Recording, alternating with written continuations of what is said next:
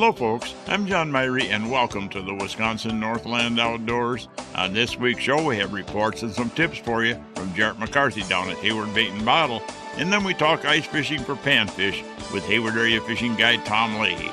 Lots to cover on this week's show, all coming up right after these messages. Finally, we actually have snow to get out and enjoy.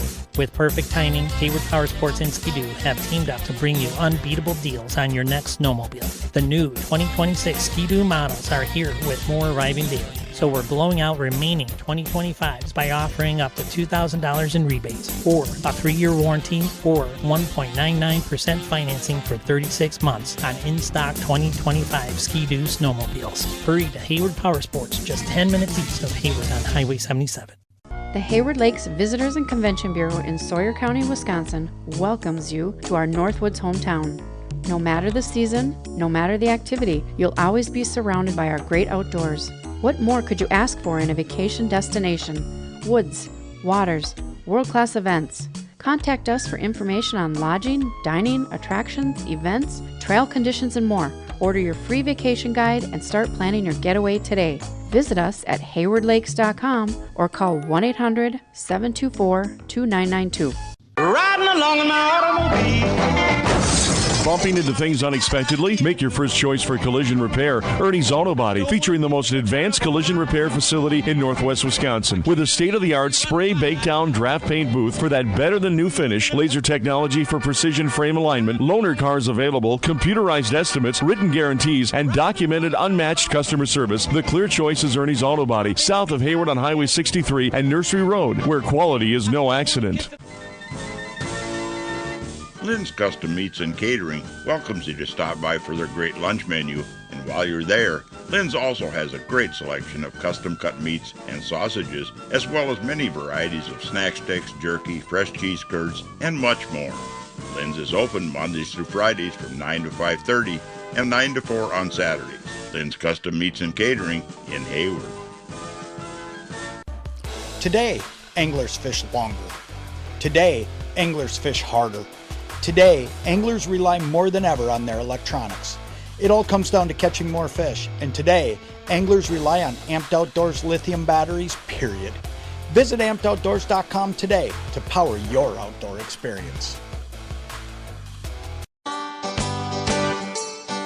We're recording down at Hayward Bait and Bottle, talking to Jarrett McCarthy and Jared. You know, it was a big ice fishing weekend this last weekend, as we're recording this. Yeah, we finally had a break in the weather where you weren't freezing your tail off going out. The sun decided to make an appearance, and all the ice fishermen decided to do the same, and we had a lot of people out on the ice this last weekend. There's been quite a few people out on the ice, too, from what I've been seeing and hearing. Yeah, a lot of track marks. We've seen a lot of houses out on the ice, a lot of wheelers, a lot of traffic in general going on to the ice, which is good. We've got the ice for it right now. A lot of that cold kind of packs some of that snow down, so travel on the ice is pretty good right now, too.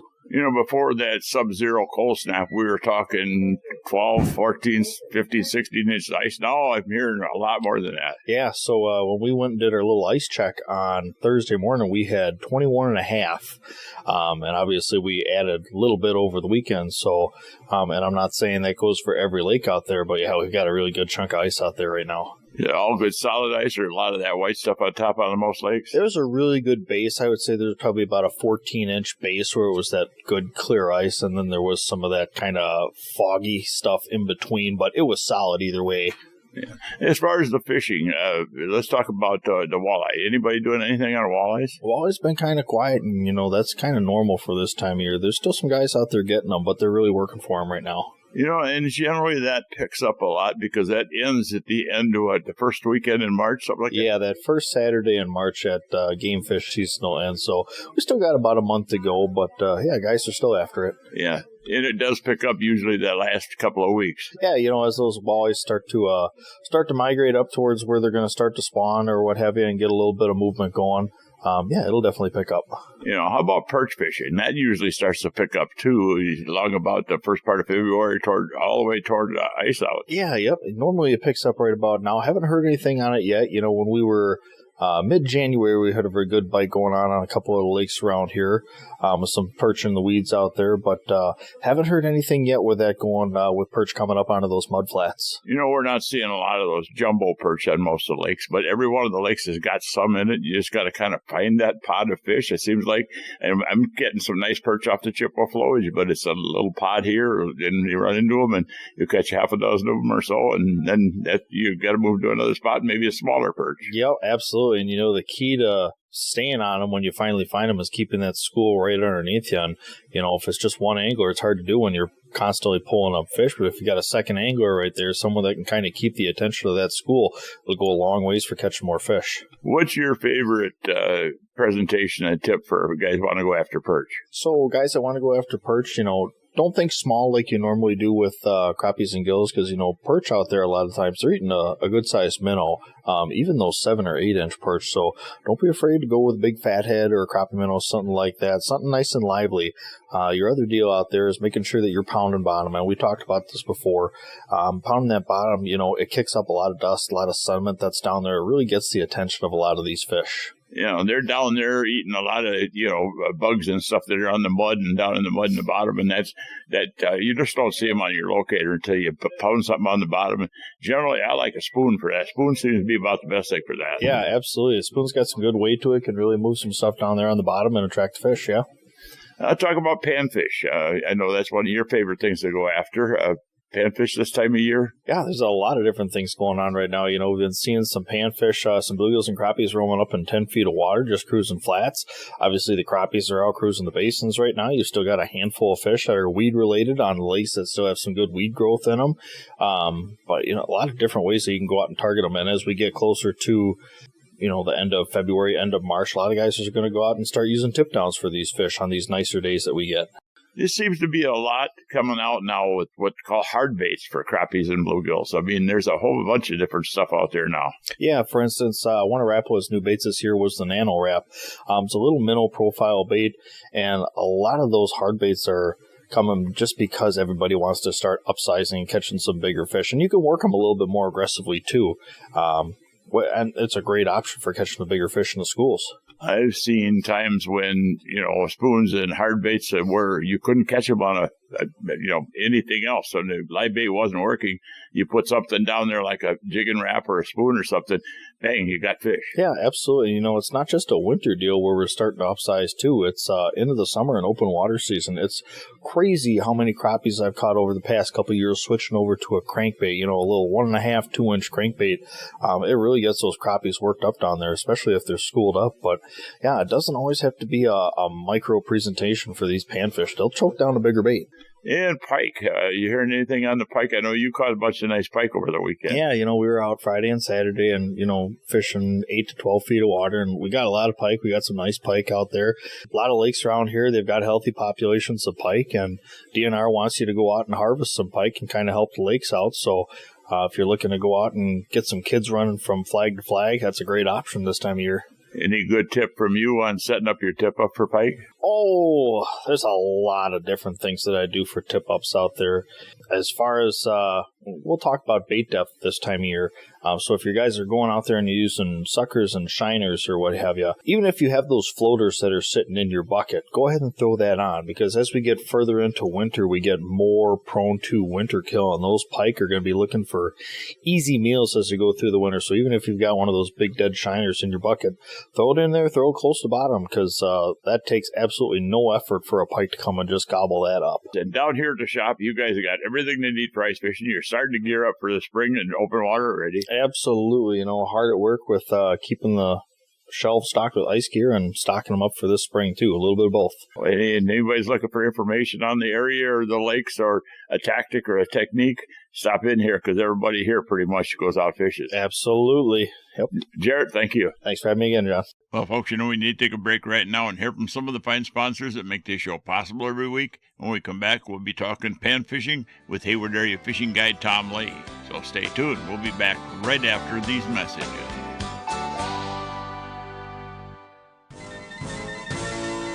Hunters and anglers, Hayward Bait and Bottle is your one-stop sport and bottle shop in Hayward. They have a huge selection of ice fishing gear, including portable shelters, power augers, electronics, beaver dam tip-ups, ice rods, and just about anything you'll need for ice fishing. They also have archery supplies, bows, crossbows, muzzle loaders, ammo, and much more to help you enjoy the outdoors.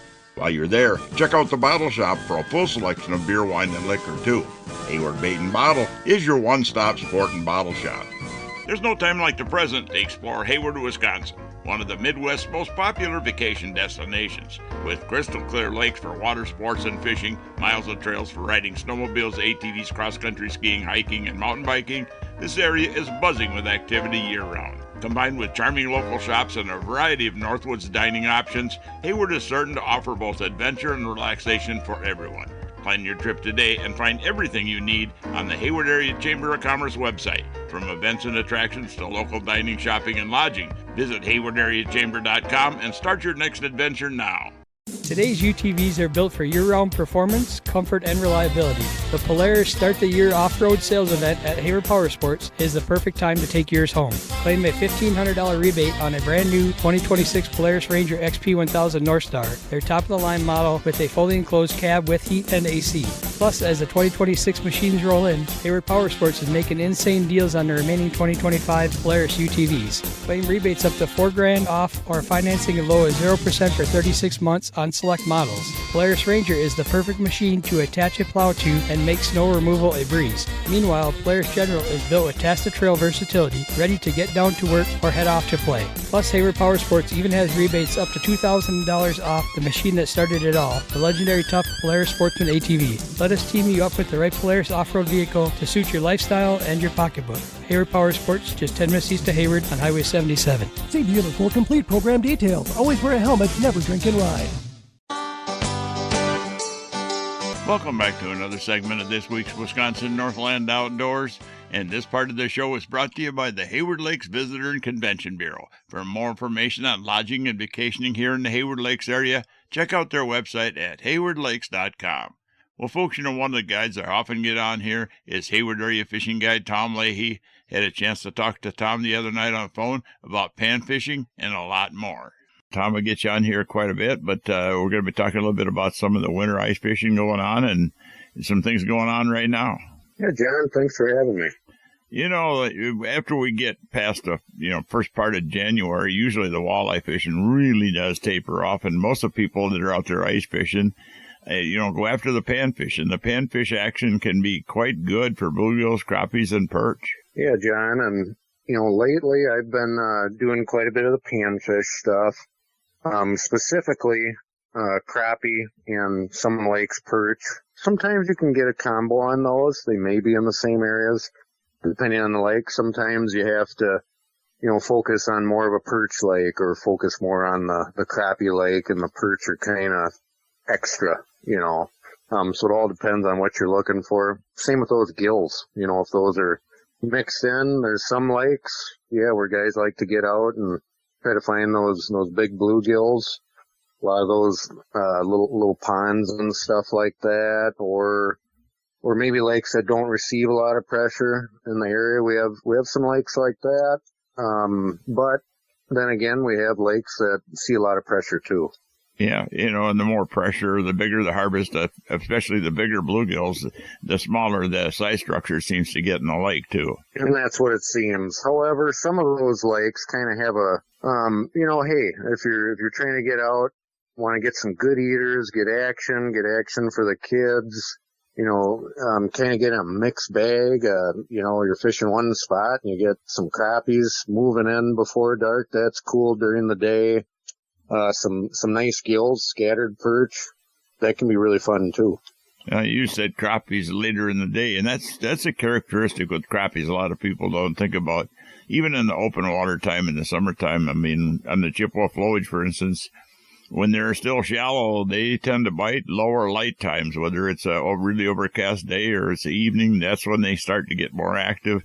But, during the day, bright sun, they're down in the weeds and they don't want to come up. It's a little different once you move into the deeper water. You can get them to bite all day long, but each lake is a little bit different. And the one consistent thing is, though, that I think the more clear the water, the more shallow the fish are, the more they tend to be an evening bite fish. And I see that too. You know, and it kind of, like you're saying, it depends on, hey, are you fishing a basin? Whether that's, lately I've been fishing a basin, you know, it seems to be, yeah, you find the fish anywhere from 21 to 25. And, you know, however, those fish are bottom related. It's not over 30 feet per se. So you're not going to see those suspended crappies, but you get a good daytime bite. So a lot of our lakes in the area, they provide a daytime crappie bite. Or, hey, it's good in the morning. Maybe the middle of the day is slower. Then come later in the afternoon, picks up again.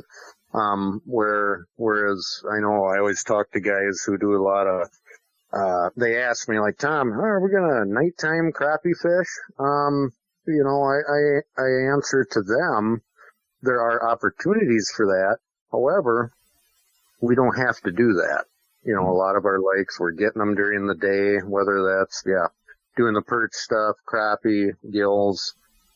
All depends on the lake, though. Well, the bluegills, they tend to be more active during the daytime, too, as well as the perch, I think. And, yes, always a good bite during the day. Getting that morning. Sometimes it's funny. Hey, you think you got to get out there at the crack of dawn. Sometimes it gets, that mid-morning. It's all of a sudden they're really biting, you know, after it warms up a little bit or the sun pops out. Those perch, they come into the weed lines. You're pulling nice perch out of the weeds. The gills, you know, if you're fishing some cribs or wood, they start going. And, I know I was fishing the other day a different lake, and usually, that was interesting because usually that lake, the crappies were biting pretty good during the day. During the day, we got more perch and gills. The crappies, it was part of the cold front, I think, and, they came in the last hour before dark. Prior to that, there was just, in the area we were fishing, the crappies weren't doing nothing. So, well, you know, when you're talking about crappies suspending in that deeper water, and you mentioned bottom related, and that's one thing I find consistent. Even in open water in the summertime, when I'm after crappies when they're out in 18, 20, 22 feet of water, I find more active fish catching them when I'm down near the bottom or sometimes even hitting the bottom than I do a lot of times looking for fish that are up high in the water. Yep, and sometimes you can take that information, and as far as when you're fishing suspended crappies, you know, ice fishing or summer fishing, sometimes it seems like a lot of those top fish, let's say it's 30-some feet, and you have crappies that are suspended anywhere, maybe all the way up, 10 feet up or 15.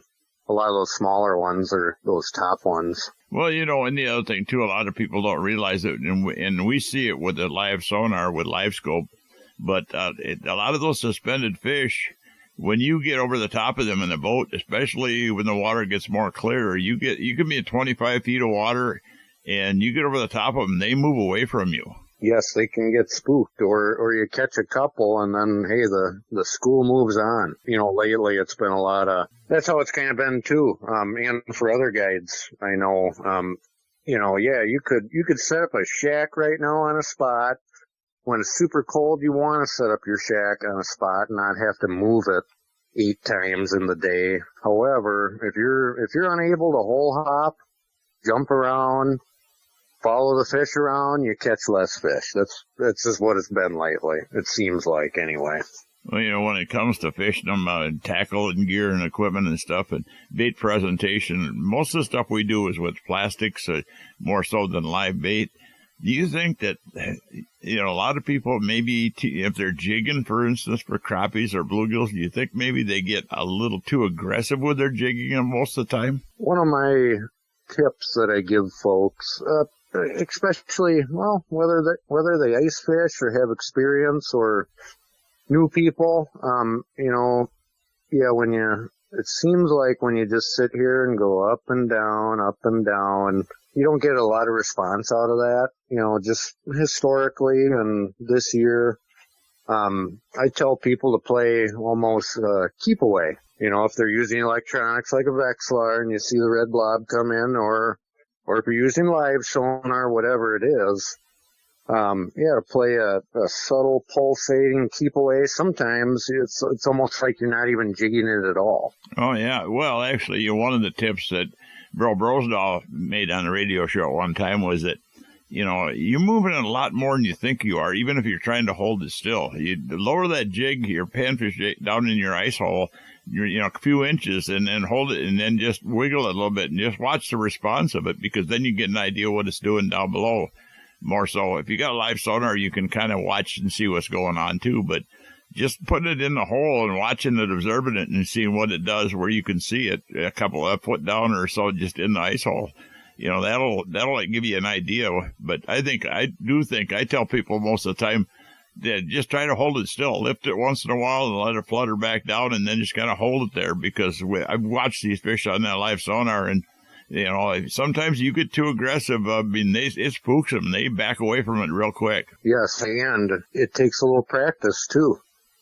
Just not staring at your flasher or whatever it is you're looking at the fish with, or a camera.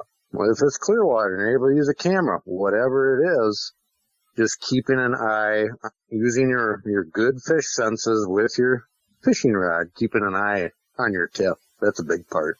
Well, folks, we need to take yet another break and hear from even more of the fine sponsors that make this show possible every week. When we come back, we'll have the second part of that talk we had with Hayward Area Fishing Guide Tom Leahy. So stay tuned. We'll be back right after these messages.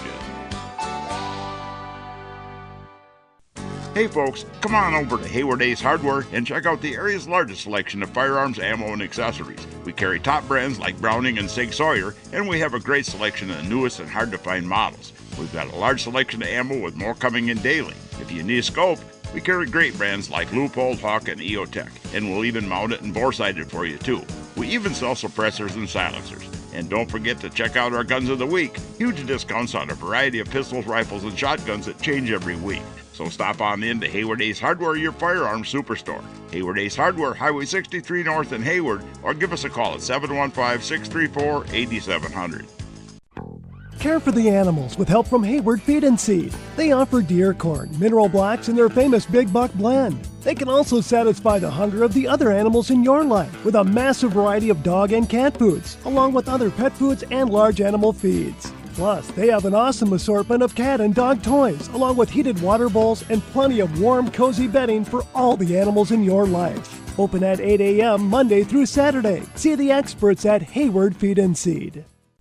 Hayward Animal Hospital is a full-service medical and surgical hospital featuring on-site laboratory, digital and dental x-ray, in-house pharmacy, and online store. Dr. Ostrander has 40 years of experience dealing with illnesses, injuries, surgery, and dentistry. Hayward Animal Hospital offers urgent care appointments and emergency surgery daily. Please call early in the day for these appointments. They open at 8 a.m. Hayward Animal Hospital is located 1 mile east of Hayward on Highway B. Call 715-634-8971. Hey folks, the Log Cabin Store in Northwoods Beach on Highway K between the Big Lakes has groceries, ice, beer, liquor, and pop, and now has all new tackle and bait supplies. All current antiques and household items are now on sale and all must go to make room for the sport shop. That's at the Log Cabin Store in Northwoods Beach between the Big Lakes. Welcome back to the last segment of this week's Wisconsin Northland Outdoors. And folks, we're going to jump right back into the second part of that talk we had with Tom Leahy. What do you recommend people for line and equipment? I mean, ice fishing or open water. What type of line, leaders, what type of stuff, size of jigs? Yeah, panfish. I like the ice fishing suffix, and honestly, a lot of times, just the real clear ice fishing version of trilene, and usually 4 pound is kind of a good one in case something decent hits it. There's guys who like 2 pound. But I kind of like that 4 pound in case, you're getting some, a random bass or a northern decides to grab it. That's kind of nice. Or just for lifting fish out of the hole.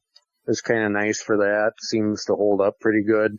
And then, some braid, and you can get the, 4-pound equivalent with X amount strength and a multiple variety of brands in that braid. And then, some guys, if it's real clear water, they'll even put some fluorocarbon, 2 pounds of fluorocarbon, 2 feet of that, just so the fish can't see it especially if they're going to be fussy or clear water.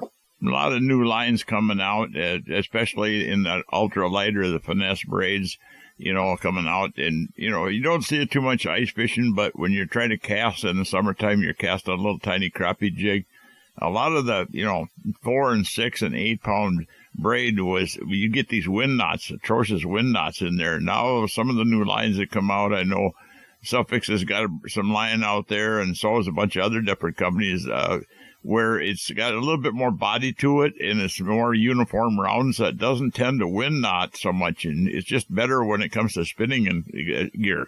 Well, let's talk a little bit about walleyes, because the walleye fishing starts to get pretty good usually just before it closes for the season. Yeah, and I know, some of those lakes that were, some of those clear lakes, actually, whether that's, Round, LCO, up in Barnes, Eau Claire Chain, Grindstone. Yeah, you actually get, especially I think things warm up. It seems like, if you're fishing like deep weeds on a bar, you get a nice influx.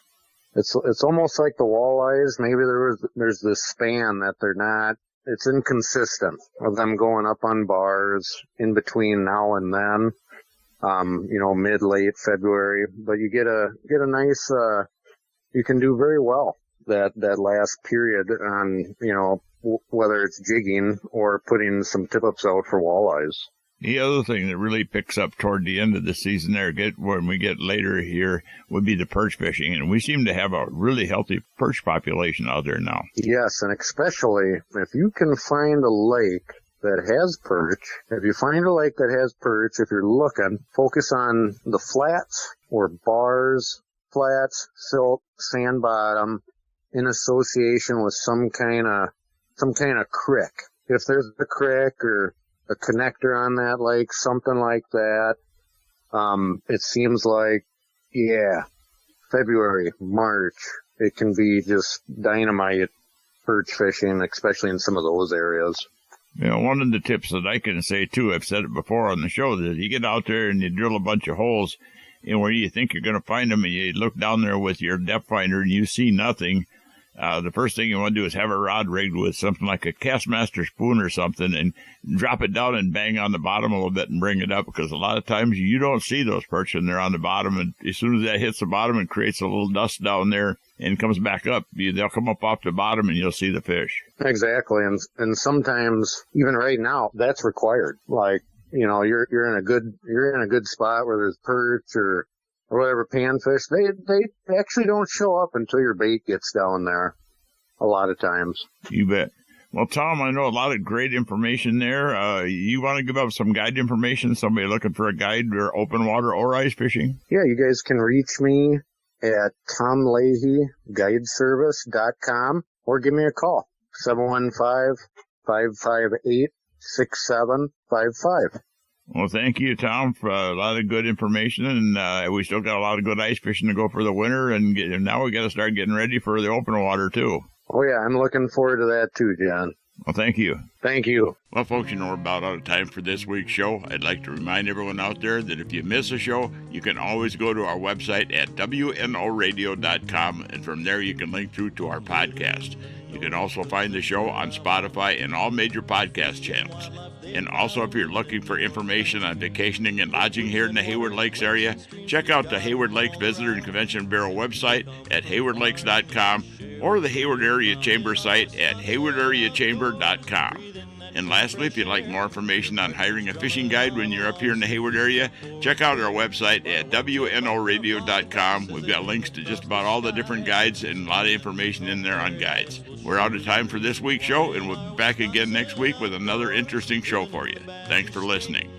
Way up in the Northland where the recreation's great. So sit back, relax, kick off your shoes, sink in your easy chair. Come on along, listen with me, I'm gonna take you there to our Wisconsin outdoors, our Wisconsin outdoors. This program has been produced and hosted entirely by Wisconsin Northland Outdoor Communications.